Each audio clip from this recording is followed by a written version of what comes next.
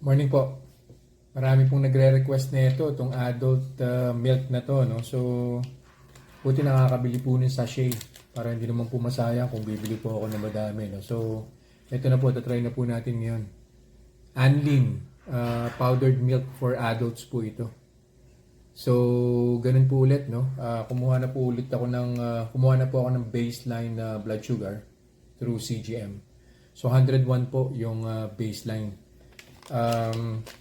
Ating gawin,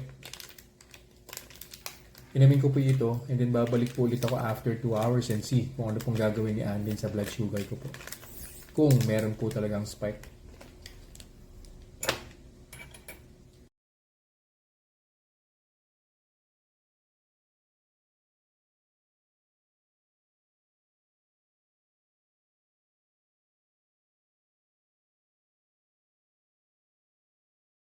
Conclusion na po tayo.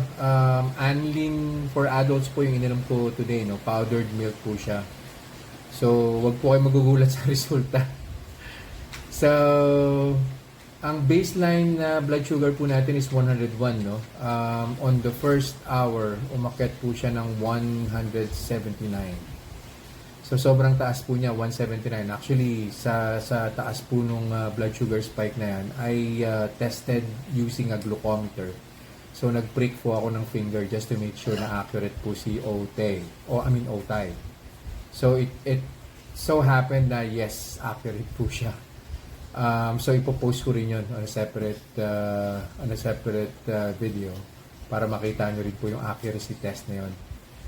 Tapos, on the second hour, bumaba naman po siya. 139 po yung second hour. Kaya lang, yun nga, hindi po niya inabot yung 101. So, ang final, ang recommendation po natin, definitely it's a no. Pag tinignan niyo po yung nutrition facts po nung Anlin na yun, yung 30 grams po na sachet na yun, 23 grams po yung carbohydrates. 0 po yung sugar, pero yung carbohydrates napakataas po yan. So, every time na bibili po kayo ng mga zero added sugar, yan pong zero sugar, you have to make sure na you'll check yung nutrition facts at silipin nyo po yung total carbohydrates sa likod. Importante po yun.